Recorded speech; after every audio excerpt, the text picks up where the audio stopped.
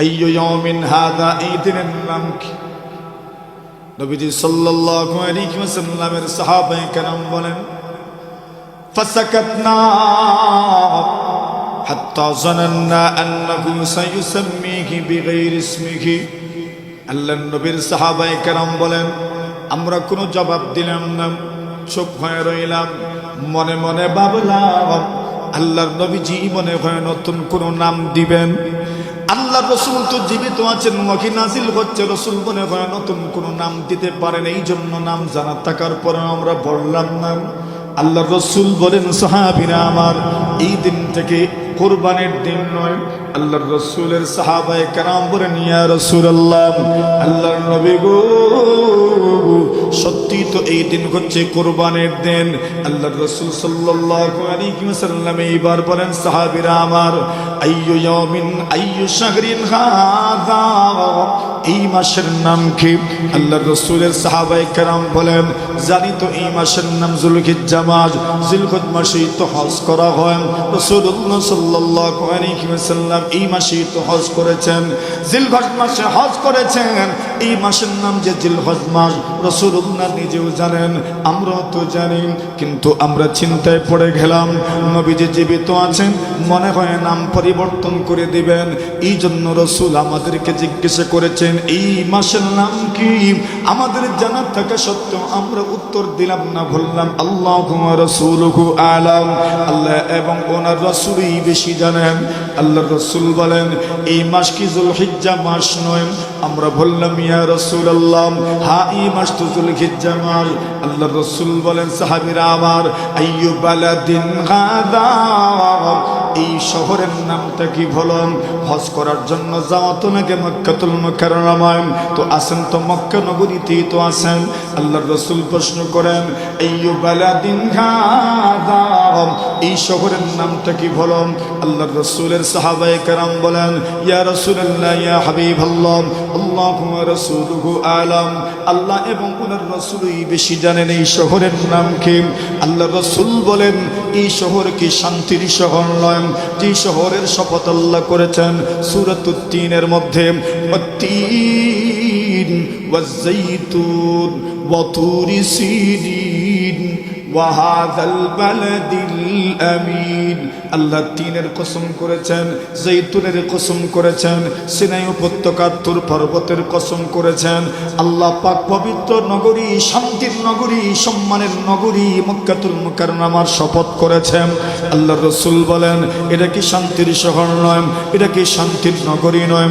নবীজির সাহাবায়ে কেরাম বলেন, আল্লাহর নবী গো, অবশ্যই শান্তির শহর, এটাই তো আল বালাদুল হারাম, এটাই তো আল বালাদুল আমিন। আল্লাহর নবী বলেন, এইবার তোমাদের সামনে আমি যে কথাটা বলতে চাই, গুরুত্বের সাথে শুনে রাখো। আল্লাহর হাবিব বলেন, উম্মত, এই দিন যেমন সম্মানী, কোরবানির দিনটাও আল্লাহর কাছে সম্মানী।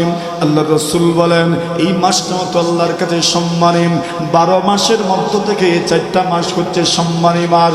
আল্লাহর রাসূল সাল্লাল্লাহু আলাইহি ওয়াসাল্লাম বলেন, এই 4 মাসের মধ্যে একটা মাস হচ্ছে যুলহিজ্জা মাস, মানে এই মাসটা সম্মানী, দিনটা সম্মানী, শহরটা সম্মানী।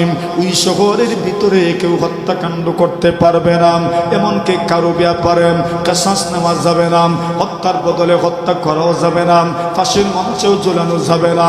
এমন একটা শহর, যে শহরের কোনো গাছপালা উপড়ে ফেলা যায় না। এমন একটা শহরের নাম, যে শহরের মধ্যে দণ্ডবিধিও প্রয়োগ করা যায় না। এমন একটা শহরের নাম, সব দিক থেকে পবিত্র, শান্তির শহর, যে ঢুকবে শান্তি পেয়ে যাবে, নিরাপত্তা পেয়ে যাবে। মান দাখালাহু কানা আমিনা, ওই শহরে যিনি প্রবেশ করবেন শান্তিতে থাকবেন, নিরাপত্তা পেয়ে যাবেন, নিরাপদ থাকবেন। আল্লাহ রাসূল সাল্লাল্লাহু আলাইহি ওয়াসাল্লাম বলেন, এই দিন যেমন সম্মানী, এই মাস যেমন সম্মানী, ওই শহর যেমন সম্মানী। আল্লাহ রাসূল বলেন, তোমাদের ইজ্জত আরেকজনের জন্য এতটুকুই সম্মানী, তোমাদের একজনের রক্ত আরেকজনের কাছে এমনই সম্মানী। আল্লাহ রাসূল বলেন, তোমাদের একজনের সম্পদ আরেকজনের কাছে এই পরিমাণ সম্মানী। সম্মানী। আল্লাহ রসুল বলেন এই দিনের যেমন ভাবে কোনো বেইজ্জতি করা যাবে না, অন্য কোনো মুমিন মুসলমানকেও লাঞ্ছিত করা যাবে না, এই মাসের যেমন বেইজ্জতি করা যাবে না, অন্য কোনো মুমিন মুসলমানের ইজ্জতের উপর আক্রমণ করা যাবে না। আল্লাহ রসুল বলেন এই শহরের যেমন বেইজ্জতি করা যাবে না, আল্লাহ তাআলার কোনো বান্দা বান্দির ইজ্জতের উপর আপনি আক্রমণ করতে পারবেন না। এই শহরের যেমন বেইজ্জতি করা যায় না, আল্লাহর হাবিব বলেন এই পৃথিবীর মধ্যে কোনো মুমিন মুসলমান কোনো মানুষের সম্পদ আপনি অযাচিতভাবে ভক্ষণ করতে পারবেন না।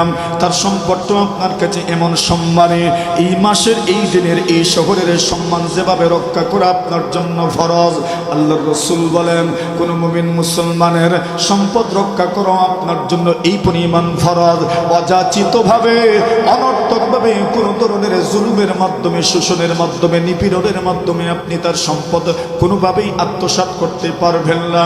আল্লাহর রাসূল বলেন একজনের রক্ত আরেকজনের কাছে কি পরিমাণ সম্মানী, এই দিন যেমন সম্মানী, এই মাস যেমন সম্মানী, এই শহর যেমন সম্মানী।